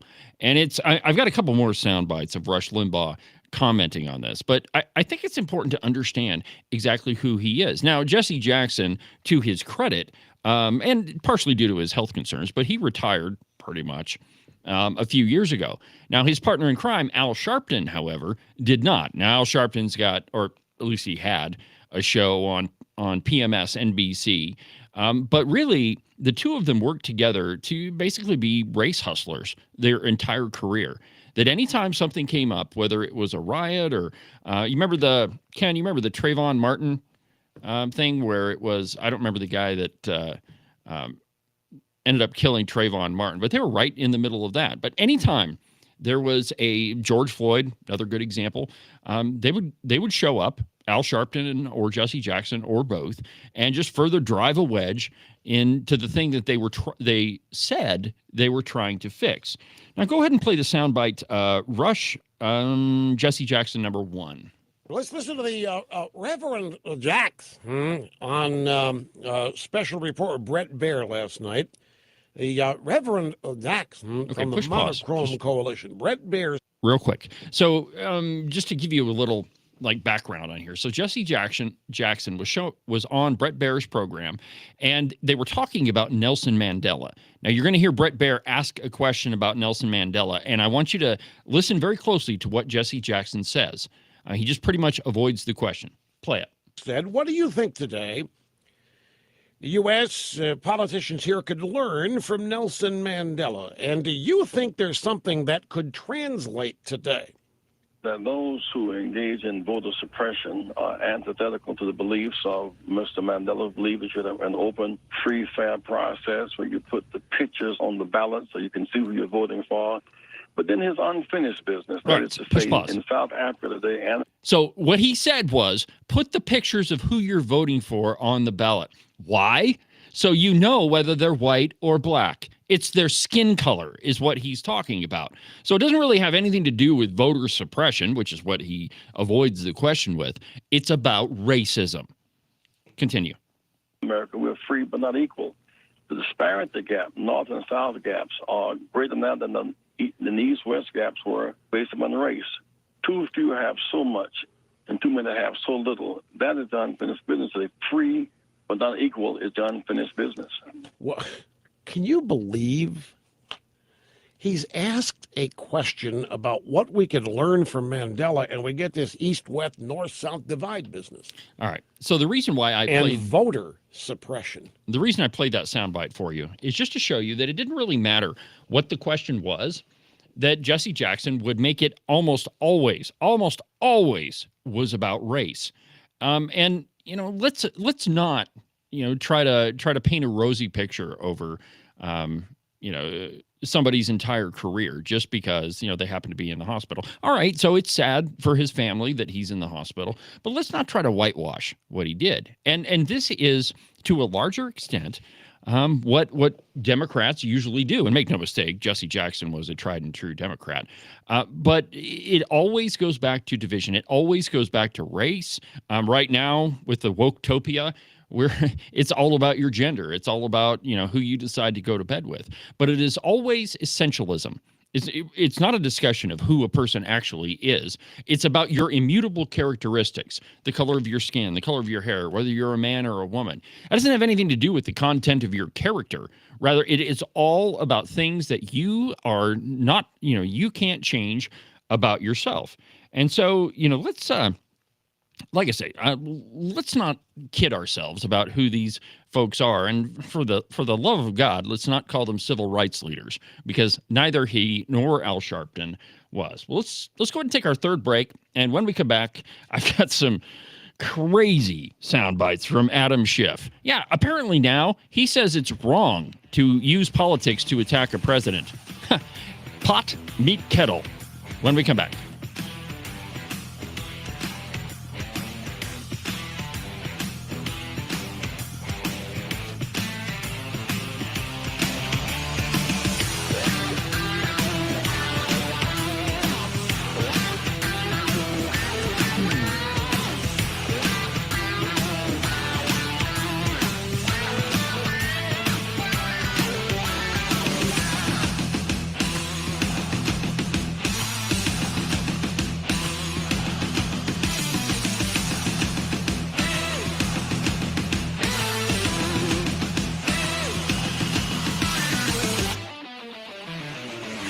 Are you tired of all the meaningless political drivel floating around right now? Endless commentary that really doesn't have anything backing it up?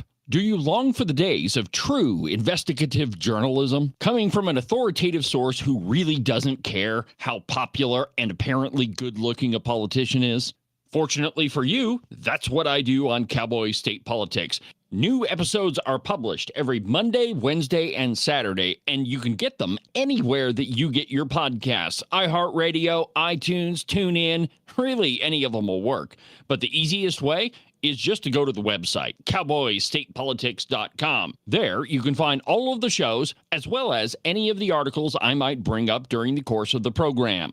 Cowboy State Politics Live, the program you're listening to right now, is broadcast every Tuesday through Friday, beginning at 8 a.m. Pay attention to all of that other block-headed nonsense if you want. Just make sure that you don't miss an episode of Cowboy State Politics. And now, back to our program.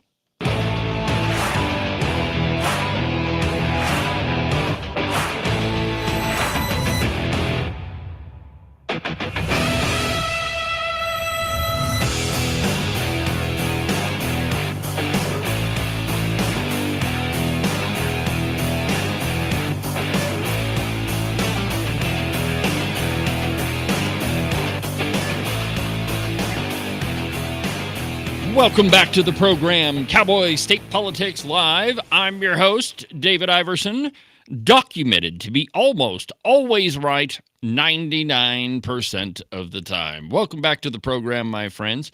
So, Ken, what did you think about that whole segment with Jesse Jackson, the Reverend Jesse Jackson? I was reminded of the Reverend Martin Luther King Jr. I was reminded Reverend Al Sharpton. I was reminded Reverend Jesse Jackson. And in each case, they used their churches to preach their message and thereby implying or imposing a moral obligation, a moral imperative of their audiences. They went to church for spiritual reasons, and they were told that they were answerable to God to go out and fight this battle. Yes. On the other side, it has been taboo in most white Christian churches for the preacher to ever venture into politics from the pulpit. Well, yeah, we have the Johnson Amendment. Yeah, and what we have done then is basically cede half of the battlefield. And we are called by God to fight against Satan. Well, and if you look at any of the prominent, predominantly black churches, Jesse Jackson, Al Sharpton, even Martin Luther King Jr.'s church, what was it? Ebenezer Baptist Church. Pretty much every sermon you were talking politics from the pulpit. Well, listen to the same garbage that Obama must have listened to for some time. Yeah. What was that guy's name? Yeah, I forget his The name. Reverend Wright. Yeah, but all of that is making my point. And the reason that the Christian right has lost America is because we feel like politics are hands off. You can't have any moral imperative that doesn't exist. And I beg the contrary. And that's one of the reasons I appreciate our mutual friend Mark Jennings. He's not ashamed to stand up in the pulpit and point out the moral right and wrong of these things. And, as a pastor myself, I tried not to go toward Republican Democrat type thing. I tried to focus on the moral picture there. But regardless, we have got to get in the fight. And unless we get in the fight, that's one of the reasons I love Charlie Kirk. Yeah, he wasn't bashful at all. In the fight, he was doing it the right way. Well, and I think you make an excellent point. And it was only, and again, I think the Johnson Amendment did, and the Johnson Amendment was that you couldn't preach politics from the pulpit, or you'd risk your 501c3 status. So a lot of churches, they wouldn't be able to pay taxes if they had to, but it was only applied to predominantly white churches. You hit another hot button there. I'm sorry, but that's what I do, man. We had the recent deal with the glitch in the SNAP benefits. Yes. And SNAP benefits never should have been a problem. Jesus gave Christians the moral imperative, as we've been speaking, to feed the poor. And, most churches do have a food locker or whatnot, but primarily we as a culture leave that to government. And it's exactly the opposite of what we should be doing. And that's a problem. So I take offense, literally, when I walk into a massive church building, and I've been there myself. I've been involved in these ministries, and they have a stage. They've got hundreds of $1,000s worth of sound and light equipment. I obviously can't fault anybody for some of those things. Well, yeah. And then somewhere in the back of the church, they got a little closet that is their food locker. We have lost our direction as churches. I don't want to get I don't want to get on the soapbox, but if we spend most of our time entertaining ourselves in and among ourselves and not out reaching and serving the people, we get what we got coming. Oh, yeah, I couldn't agree more with you. And I think that you're exactly right, that government cannot, it is impossible for government to give charity because with the shekels come the shackles. And anytime there is anytime the government decides that, or tells you that they're going to get involved in charity, the purpose is exactly the opposite. And Ken, I think you made a perfect point that if during this whole SNAP benefit snafu, if you're reliant upon the government for your sustenance, the government can also make you starve. Yeah, a government big enough to feed you is big enough to starve you. Yep, exactly right. Well, so, folks that don't necessarily tell you the truth, like the Reverend Jackson, is Adam Schiff.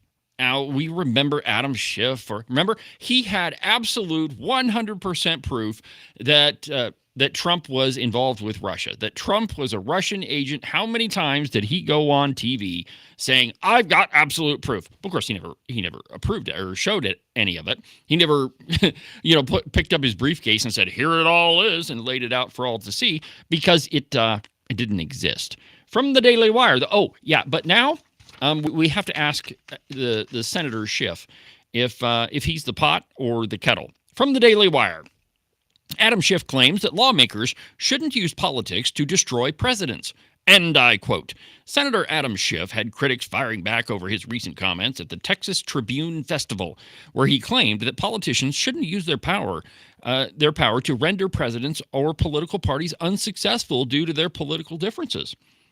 Schiff, who was elected to fill the late Senator Dianne Feinstein's seat in 2024, spent the previous 24 years in the House of Representatives, argued that it was a ruinous idea to allow good politics to stand in the way of doing the right thing for the American people. Quote, that attitude that you can make a president or a party unsuccessful no matter what damage it might do to the country, because it's good politics. We have to get past that ruinous idea. I couldn't agree more, but here is Adam Schiff saying it himself. Watch this.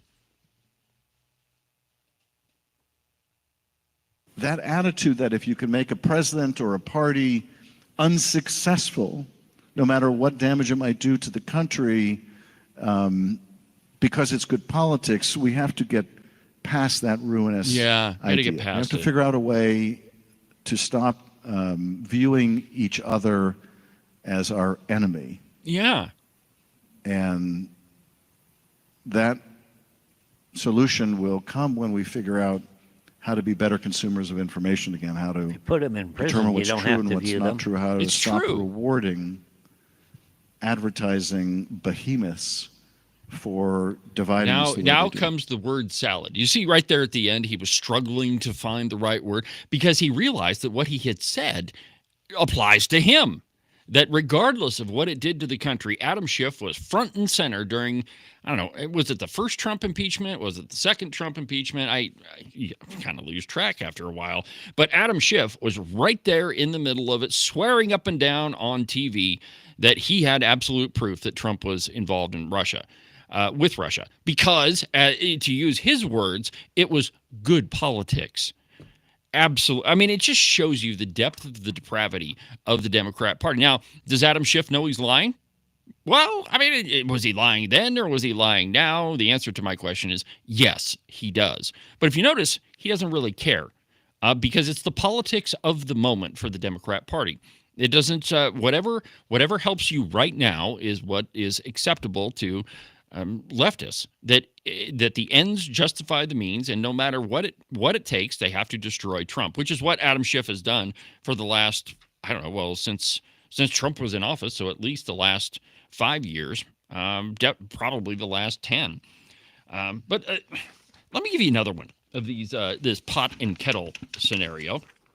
From the Daily Caller, deep staters who aided Jack Smith case helped kill the Clinton investigation. This one just ought to blow your mind, too. And I quote, Department of Justice attorneys who played key roles in special counsel Jack Smith's case against the president previously helped shut down an investigation into the Clinton campaign, according to emails.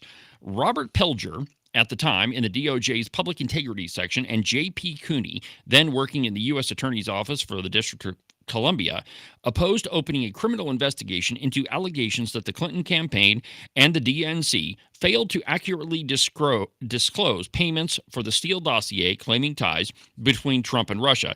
The FEC fined the Clinton campaign and the DNC a total of $113,000 in 2022 for failing to properly report funding of the Steele dossier.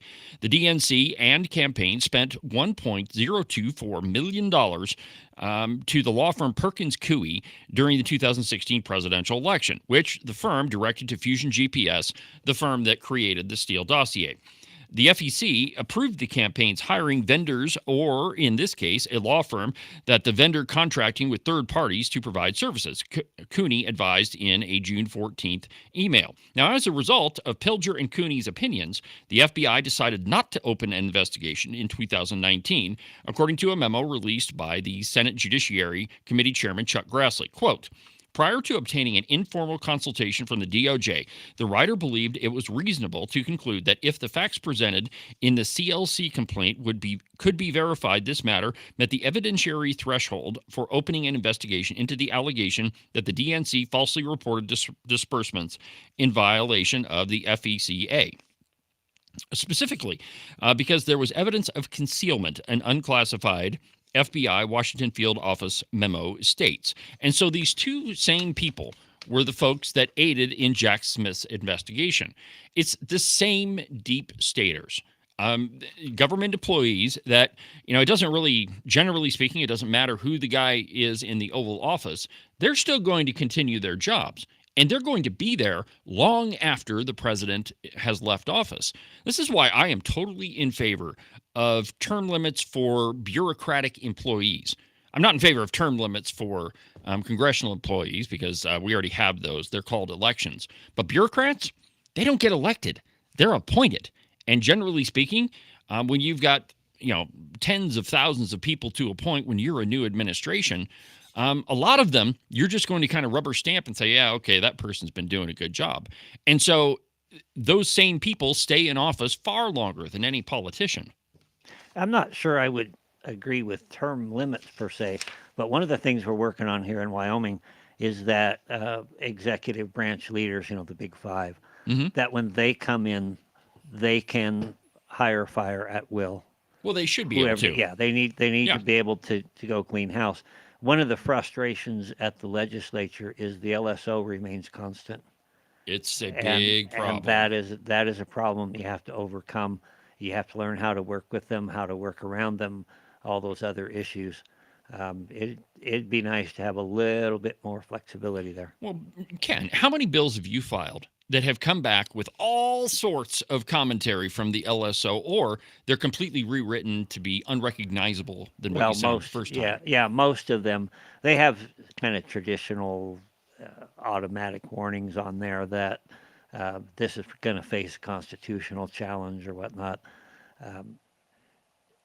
That doesn't necessarily add up, but what they do is they try to bluff you, especially if you're new. Well, a lot of those commentaries they put on the bill, like one of them is a fiscal note, okay? But they put commentaries on the original draft bill, and so that anybody that sees that draft, even before it's live, right? If you're passing around a bill, they see that sort of stuff. And so people that you might be expecting to vote for will look at that and say, oh, no, this is going to have a constitutional problem. LSO says so.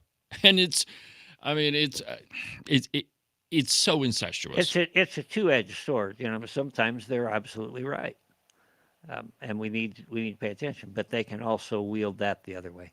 Yeah, and they do. I mean, it's my personal opinion, and I think I'm right on this, that the LSO and the majority, not all of them, that the majority of the LSO staff has worked under redcoat control for so long that they are, in effect, redcoats. That's all they've ever known. Yes. Why would you assume that when a conservative leadership, conservative administration comes in, that they would act any different?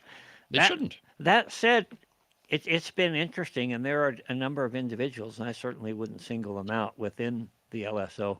That's what I said most. That I think are very relieved, and they are being treated differently, and they've said as much. And I don't know, there's just a different feel when you walk around the Capitol. Well, it's because you don't have a bunch of redcoats running things. Another little piece that I found this morning, and I don't know, sometimes I think that I torture my audience with some of these pieces of video and audio, but I think it's important to remember where we were and who was in charge and who was very close to the levers of power. And in this case, Hunter Biden, he's back. From the Daily Wire, Hunter Biden admits that Trump isn't Hitler, but then it all goes downhill from there. And I quote, former President Joe Biden's embattled son, and why do we even have to use the word embattled? We just say Hunter Biden and, the videos start cropping up. But there again, you got to be reminded. But Hunter admitted on a recent podcast that President Donald Trump is not, in fact, the next incarnation of Nazi dictator Adolf Hitler. But then he claimed that was only because Hitler, unlike Trump, has a plan. Biden, during the interview of the Wide Awake podcast, claimed that Trump differed from the German dictator largely because Hitler was driven by ideology, whereas he believed Trump was only driven by corruption and a white nationalist worldview. All right, so we're going to go ahead and watch this, but I want you to listen very carefully for the podcast host. Listen to what he does in the podcast. Go ahead and play it. It's no longer a cult. This is a movement. It is the same thing that we sat as students of history and wondered, like I think everybody does, is how did the German people allow that to happen? Mm-hmm. How did they allow it to happen? Here's how it happens. And I'm not saying that there is a Holocaust. And by the way, I'm not saying that Donald Trump is Hitler, because Hitler had an ideology, okay? And he had a grand plan. Donald Trump is purely corrupt. Donald Trump is a narcissistic sociopath that it only cares about one thing, and that's Donald Trump. And he is a clown in that respect. So he's not Hitler because, Hitler knew what he was doing. Trump is far worse than that. Now, Hunter Biden, in the latter days of the Biden administration, I mean, there were lots of news reports how close Hunter was to cabinet meetings. Of course, he's the president's son, and the president was, at the time, was just Looney Tunes anyway. And so that guy was really, really, really close to all the levers of power. And don't think for a second that he didn't have influence as to what was happening. We know that Joe Biden wasn't in control of his faculties, and so it was everybody around him that was running his administration. But Hunter Biden, yep, he was right in there. And the interview goes on. He later compares him to the butcher of Uganda. That Biden, who has spent most of his adult life profiting from his father's political positions, went on to complain that President Trump's family has continued to make money while he served as president. His comments echo those of his father, the former president, who made almost the same complaint days earlier. Quote, has anyone noticed how much the Trump family has made while he's president? A reported $1.8 billion. Well, they should, because it's a multi-billion-dollar corporation that's worldwide. So, yeah, they should be making money. He abruptly began shouting as he said, can you imagine if any other president in American history did that? Can you imagine what would happen? You mean like your administration? Okay, so it's only economies of scale, but Hunter Biden went around the world conning all sorts of individuals out of millions upon millions, perhaps hundreds of millions of dollars that went directly into Hunter Biden and Joe Biden and James Biden's bank account. So it's a classic accuse them of doing what you're actually doing. Those bank accounts, they'd buy a lot of Coke. Yes, they do, which you promptly leave in the White House. All right. So from CBS News, this is an interesting one because we're past the government shutdown. And, there's a lot of commentators who are still going back and forth, who gained from the shutdown, who won politically. And, maybe I might be one of those, but I'm just glad that it's over, that we're back to business and we can actually, and I'm not a favor of, the SNAP things. You and I have talked about that a lot on the program, Ken. But there were people who were dependent upon SNAP benefits who were unable to eat. So I'm glad that part is over. Now comes the analysis part of this. And this piece in CBS News is entitled GOP Trump seen as getting more from the shutdown. Democrats say they compromised too much. And I quote, there's some relief that the government shutdown is over, but Democrats are more likely to say they're frustrated about the deal that ended it and that their party compromised too much. By a wide margin, Americans say it was Republicans and President Trump who succeeded in getting more than what they wanted from the negotiations to end the shutdown. The survey recontacted Americans first interviewed in our early November poll while the shutdown was in effect. Today, most Democrats think our party's congressional Democrats compromised too much. Most Republicans say that their delegation's approach to compromise was just about right. And let me just show you the graphic of this. Let's see here. Okay, so throw this up on the screen, Ken. So it says, ending the shutdown, who got more of what they wanted? And among Democrats, they say that 50% of them say that Trump and Republicans got more. Among Republicans, it's 68%. Of course, you would think that. A very, very, very small number say the Democrats got what they wanted. Well, of course they didn't, because they didn't get all the money for illegal aliens' health care. Both equally got what they wanted, only 14%, and neither is a small number, too. You know what number's missing there? What's that? The American voting public. Yes. Did they get what they wanted? Good question. I would say probably no. And there's a lot of reasons why. We American citizens deserve a government that can function. And, a compromise, Ken, is a deal that is struck in which neither party is happy with. And for too long, the Democrats have been the party that compromise to them means you do it our way. We'll give you some sort of credit. We'll say that it was bipartisan, but really it's just everything that we do. And the reason why the shutdown went on for 43 days or 44, however long it was, is because the Democrats thought that the Republicans would cave, that they thought, well, we'll just continue it longer and pretty much the other side will give up the ghost on this and we'll get what we want. Well, when that didn't happen, the only thing that was left for Democrats to do is to continue fighting. And it ended up, and the longer that it went on, the worse it looked for Democrats. And the only reason why the 8 of them went over to the other side is because there was nothing more to be gained from it. It was obvious that the Republicans were not going to succumb to Democrat demands, and so there wasn't anything left for them to gain on it, and so they just had to give it up. Well, obviously, that American people are not stupid, and we can see when things are going south, and and that's the biggest problem that politicians make, I think, is assuming that their populace is stupid. A lot of the campaign advertisements you see, when you get close to an election, the Democrats always roll out the, we hate old people, we hate young people, we don't want to pay for school for children, and we're going to, roll Granny off the cliff. You can almost feel it when that rhetoric starts.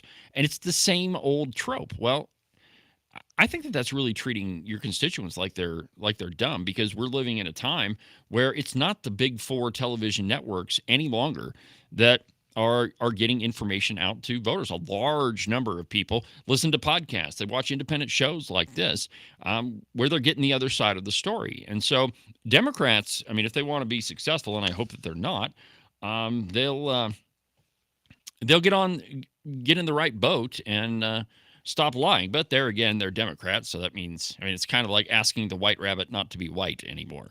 From the New York Post, bigwig on Zoran Mamdani's transition team railed against Jews, questioned gay rights in vile, unearthed posts. Now, we all should have expected this, because if you listen to Zoran Mamdani's victory speech, it was a very different person. He wasn't the touchy-feely, warm, socialism loves everybody type of speech. It was a, hey, Donald Trump, if you're watching this, turn the volume up. I'm a democratic socialist. There's no problem too big for government to handle, or, no problem too small. Prove that there is no problem too large for government to solve and no concern too small for it to care about. Government is going to be involved in every segment of your life. Now, he certainly wouldn't have said that during the campaign, because if he had, he may not have got elected. He would have got 49% of the vote instead of the 51%. From the New York Post, quote, a bigwig on Mayor-elect Zoran Mamdani's transition team spewed hatred against Jews in Israel and questioned gay rights in a series of odious social media posts. Odious. Now, there's a word you don't hear very often. Hassan, we'll call him, who identifies himself as newly appointed political director for Mamdani's transition and inaugural committee on LinkedIn, used the word Jew as a slur and even praised former Iranian President Mahmoud Ahmadinejad, who infamously said that Israel is a, quote, cancer which will be eliminated soon. Now, this Hassan, who was the director of Muslim engagement for the campaign, also described Israel as a, quote, bloody country and a barbaric nation in the posts, some of which date back to when he was 18 years old.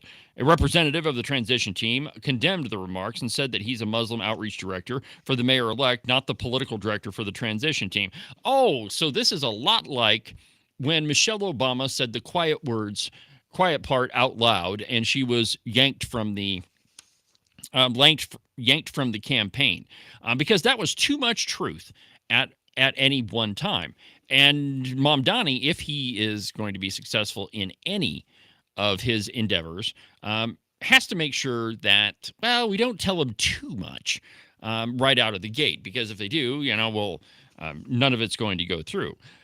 Responding to Pakistani journalist Najam Sethi on February 9th of 2012, Hassan said, quote, Hitler, why don't you face our Pakistani people? Your daughter works at the Wall Street Journal. Wow. He then invokes a Urdu phrase saying, oh, I forgot that, I can't even read the rest of this. I mean, it's pretty terrible. But this is the guy that was on Mamdani's campaign. And this should come as no surprise to any of us. He said a lot of stuff during the campaign. There was that whole interview where the interviewer tried to get him to renounce the phrase from the river to the sea. And they go back and forth several times in the interview, and Mamdani just refuses to renounce it. I mean, that tells you a lot about who this guy is, and yet New Yorkers elected him. Lest you think you're done, you're not. Oh, I'm not done. There's still a video from the farm. Oh, we haven't played that. No.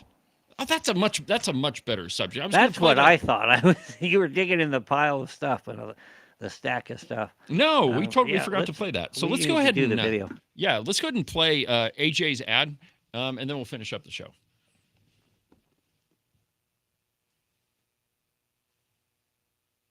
Since 2017, 150,000 farms have shut down. Working farmland has been reduced by 21 million acres. The system has been crippling the remaining farmers, forcing some to adopt nefarious farming techniques, like pumping hormones and other performance-enhancing drugs into their cows so they can survive in crammed feedlots. Or the farmers are forced to jump ship and sell to land-hoarding, profit-chasing agricultural oligarchies, who use their billions of dollars to crush the competition and increase your family's dependence on their manufactured food.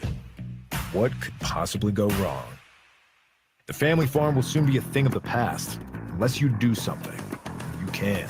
That's why there's From the Farm, an industry-disrupting platform that connects consumers directly with local farmers, which means you can buy fresh, non-factory farm food, and you'll know exactly where your food came from and how it was raised. For the first time in nearly 100 years, independent farms will have a way to not only survive, but thrive. From the Farm was founded by A.J. Richards, an active homesteader, and Brooke Entz, a CrossFit Games athlete, and an Amazonian warrior in the movies Wonder Woman and Justice League. She clearly has a passion for healthy food and a healthy lifestyle. And since both AJ and Brooke come from generations of ranchers and farmers, they know what they're talking about. We can't do this alone. We need the strength of the American people behind us. Help us build a new food system that combines the wisdom of the past with the technology of the future. Investing in From the Farm isn't just a financial decision. It's an investment into our future, our small family farms, and our food sovereignty. Invest today.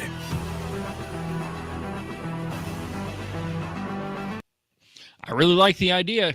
I mean, as much as you can, you should get your food from local producers. That's what my family does. We've got a family that we buy all of our beef from. Buy a pig every once in a while, and Mom has chickens out in the backyard with the chicken condominium. But as much as you can, you should get your food from local producers. It helps out your local community, and it's a lot better for you. You can be sure that it's not chocked full of all sorts of drugs. Well, we'll continue to keep up with AJ Richards, and anytime we've got an agricultural thing, we'll reach out to him and see if he wants to comment. That'll about do it for today's installment of the program. Have a good week, and I should give you an update on. Well, stop that for a minute. We're not done yet. All right, so this week, Ken's got to be off doing whatever Ken does Wednesday and Thursday, so we'll be back in the home studio for the next 2 days, and then we'll be back here on Friday. But for now, from the base of the Bighorns, I'm David Iverson. Have a good afternoon, my friends. I'll see you tomorrow.